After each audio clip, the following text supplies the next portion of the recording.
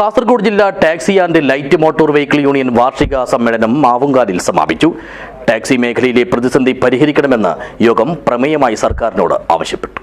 This news sponsored by Emmanuel silks, Kanhangad, Kannur and Thrissur.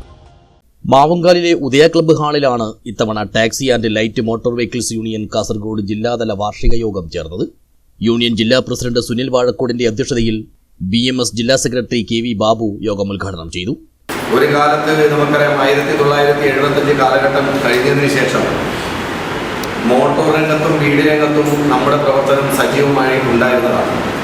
അത് കഴിഞ്ഞിട്ടാണ് സമസ്ത മേഖലകളിലേക്കും നമ്മുടെ സംഘടനാ പ്രവർത്തനം വ്യാപിച്ചത്.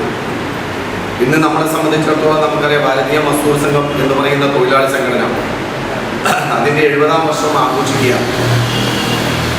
ഏറ്റവും ചുരുങ്ങിയ വർഷം കൊണ്ട് രാജ്യത്തെ തൊഴിലാളികൾക്കിടയിൽ ഏറ്റവും സ്വീകാര്യമായ പ്രസ്ഥാനമായി മാറി ലോകത്തിലെ തൊഴിലാളികൾക്കിടയിൽ ഏറ്റവും വലിയ തൊഴിലാളി സംഘടനയായിട്ട് മാറാൻ കാരണം ഈ സംഘടന തൊഴിലാളികളിൽ നിന്ന് തൊഴിലാളികളുടേതായിട്ടുള്ള ചുമതലകൾ ഏറ്റെടുത്തുകൊണ്ട് പ്രവർത്തിക്കുന്ന പ്രവർത്തകന്മാർ ഉള്ളതുകൊണ്ടാണ് ഈ സംഘടന ഇന്ന് രാജ്യത്തെ തൊഴിലാളികൾക്കിടയിൽ ഏറ്റവും വലിയ സ്വീകാര്യതയായിട്ട് വന്നിട്ടുണ്ട്.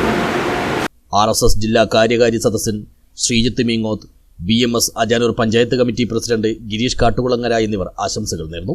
രാജേഷ് പൊള്ളക്കട വാർഷിക റിപ്പോർട്ടും വിജേഷ് വരവ് ചെലവ് കണക്കും അവതരിപ്പിച്ചു. പുതിയ ഭാരവാഹികളുടെ പ്രഖ്യാപനവും സമരവും പ്രഭാഷണവും BMS ജില്ലാ വൈസ് പ്രസിഡന്റ് ഭരതൻ കല്യാൺതോട് നിർവഹിച്ചു. യൂണിയന്റെ പുതിയ ജില്ലാ ഭാരവാഹികളായി പ്രസിഡന്റായി സുനിൽ വാഴക്കോടിനെയും സെക്രട്ടറിയായി രാജേഷ് പൊള്ളക്കടയെയും ട്രഷററായി രാജീവൻ മാവുങ്കാലിനെയും തെരഞ്ഞെടുത്തു. യോഗത്തിൽ പ്രകാശൻ നന്ദി പറഞ്ഞു. News bureau, Kanhangad.